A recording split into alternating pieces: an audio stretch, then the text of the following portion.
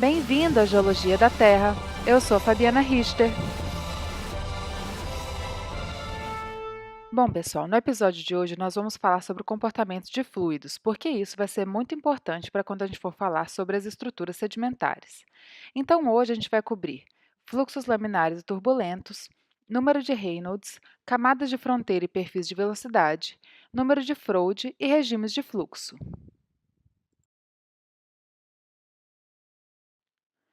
Bom, os fluidos são substâncias que têm sua forma modificada facilmente sob a ação do seu próprio peso. Eles têm duas propriedades principais: a densidade e a viscosidade, que vão afetar diretamente a capacidade de um fluido de erodir e transportar sedimentos. A densidade do fluido é definida como massa por unidade de volume do fluido, referido como ρ. Por exemplo, a densidade da água é maior do que a densidade do ar, e isso afeta a magnitude das forças que agem sobre um fluido e na superfície onde ocorre o fluxo, e também afeta a taxa na qual as partículas decaem ou se assentam através de um fluido, onde partículas dentro de fluidos mais densos vão ter taxas menores de assentamento. Por isso, a água, que é mais densa que o ar, consegue transportar sedimentos maiores que aqueles transportados pelo ar. E a densidade de um fluido é diferente da viscosidade, que é a medida da habilidade dos fluidos em fluir, onde fluidos com menor viscosidade fluem prontamente e fluidos com maior viscosidade fluem vagarosamente. Por exemplo, o ar tem baixa viscosidade em relação ao gelo e a água tem baixa viscosidade em relação ao mel. A viscosidade tem um papel fundamental na turbulência da água, que a gente vai ver a seguir. Existem dois tipos principais de fluxo, o laminar e o turbulento. Estes tipos de fluxo ocorrem dependendo da velocidade do fluxo, da viscosidade do fluido e da rugosidade da camada acima da qual ele flui. Experimentos com corantes injetados em um fluxo fluido mostram como eles ocorrem. Em um fluxo laminar, todas as moléculas do fluido fluem paralelamente a si mesmos, na direção do transporte. Um fluxo laminar pode ser visualizado como uma série de linhas de corrente paralelas, que nunca se cruzam. Ele acontece quando a velocidade do fluxo é baixa e a camada sob a qual ele flui é mais lisa. Quando a velocidade do fluxo aumenta ou a viscosidade do fluido diminui, a corrente do corante se quebra e se torna altamente distorcida, e começa a existir transporte de fluido perpendicular à direção principal do fluxo. E isso caracteriza um fluxo turbulento, onde as linhas de corrente se cruzam de forma muito complexa. Massas de água extremamente turbulentas formam o que chamamos de redemoinhos. Assim, a turbulência é um componente irregular ou aleatório de um fluxo. É importante notar que em um fluxo heterogêneo, ou seja, composto de diversos componentes ou pigmentos, estes componentes não se misturam se o fluxo for laminar. Mas se for um fluxo turbulento, eles vão se misturar, porque as linhas de corrente se cruzam. A distinção entre esses dois tipos de fluxo é muito importante para a sedimentologia, e uma maneira pela qual a gente verifica se um fluxo é laminar ou turbulento é utilizando o número de Reynolds, que é um parâmetro que foi desenvolvido por Osman Reynolds no fim do século XIX.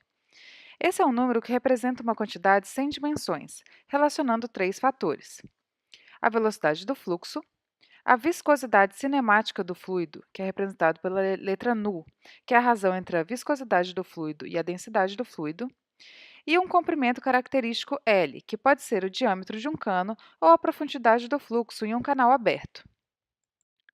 Dessa forma, um fluxo é considerado laminar quando o número de Reynolds é baixo, menor que 500, e turbulento quando é alto, maior que 2000. Entre 500 e 2000 temos uma área de transição.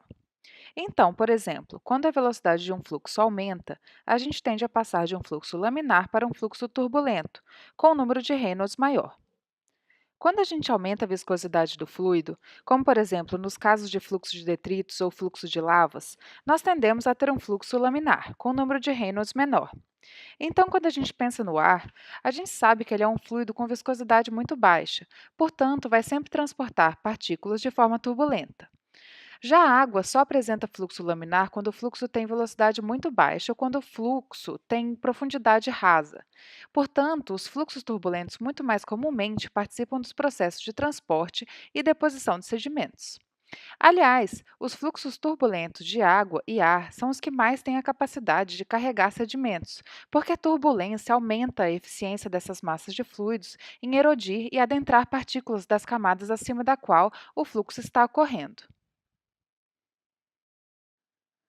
Quando um fluido flui acima de um leito sólido, chamado de fronteira, a resistência friccional deste leito vai retardar o fluxo do fluido. Essa zona de retardação é chamada camada de fronteira, onde a velocidade do fluxo vai variar da velocidade da fronteira, ou leito, que é geralmente zero, até a velocidade da parte do fluxo que não se afeta pela fricção com o leito. Dentro da camada de fronteira, existe uma subcamada chamada subcamada viscosa, localizada imediatamente sobre a superfície do leito. Essa é uma região de baixa turbulência, que tende para o fluxo laminar.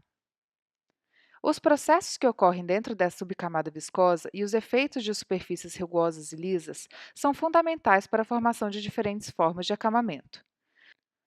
A espessura da subcamada viscosa diminui com o aumento da velocidade do fluxo, mas é independente da profundidade do fluxo. Dizemos que uma superfície do leito é hidraulicamente lisa se a subcamada viscosa é espessa, o que ocorre a baixa velocidade de fluxo, ou se as partículas no leito são tão finas que cabem todas na subcamada viscosa. Por outro lado, dizemos que um leito é hidraulicamente áspero se a subcamada viscosa é fina, o que ocorre a altas velocidades de fluxo, ou se as partículas são tão grossas que se projetam através dessa camada. Portanto, a velocidade com que a água flui vai ser diferente em diferentes locais do canal por onde está fluindo, de acordo com a proximidade destes locais ao leito. Isso permite que a gente trace perfis de velocidade no fluxo em um canal, onde a velocidade vai ser menor quanto mais próximo o fluxo estiver do leito. E esses perfis vão ser diferentes em fluxos laminares e turbulentos, sendo que no laminar, a variação de velocidades em um perfil vai ser muito maior do que a variação de velocidade em um fluxo turbulento. O último parâmetro que nos interessa quanto à forma como os fluidos transportam os sedimentos é o número de Froude. Esse número é uma quantidade sem dimensão que representa a razão entre a velocidade média do fluxo e a velocidade das ondas no fluxo de águas rasas. O número de Froude pode ser interpretado como a razão entre as forças de inércia e as forças de gravidade no fluxo. Em termos mais simples, é um parâmetro que quantifica como a gravidade influencia a maneira pela qual um fluido transmite ondas superficiais. Isso é importante para a gente porque é um indicador de se o fluxo será tranquilo ou subcrítico, com número de Froude menor que 1, ou de correnteza, supercrítico, com número de Froude maior que 1. Em um fluxo tranquilo, a velocidade das ondas será maior do que a velocidade do fluxo. A maneira de se visualizar isso é pensar em um córrego muito tranquilo, como o da esquerda. Se você joga um cascalho nesse fluxo tranquilo, as ondas criadas pelo impacto provavelmente poderão se propagar contra a corrente. Nesse caso, esse fluxo terá um número de Froude inferior a 1.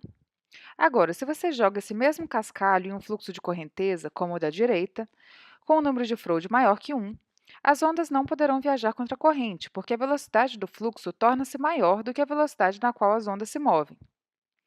Então, por exemplo, a transição de número de Froude menor que 1 para maior que 1 pode ocorrer quando o fluxo tranquilo, movendo-se sobre uma superfície relativamente plana, se transforma em um fluxo rápido, movendo-se sobre uma inclinação íngreme. O número de Froude vai ser importante para a gente determinar os regimes de fluxo, sob a qual diferentes formas de acalmamento ocorrem. Isso porque o número de Froude ao redor de 1 marca a transição entre o regime inferior e superior. Um regime de fluxo inferior com número de Froude inferior a 1, ou seja, tranquilo, representa condições que geram ondulações, ou ripples, e dunas. Já um regime de fluxo superior com número de Froude maior que 1, ou seja, de correnteza, gera um acamamento plano, antidunas e chutes and pulls. Bom, gente, esse é o fim do nosso vídeo. Hoje a gente falou sobre o comportamento de fluidos, que vai ser importante para quando a gente for falar de estruturas sedimentares. Obrigada por acompanhar! Não esqueça de deixar os seus comentários. E se você gostou do Geologia da Terra, inscreva-se no canal.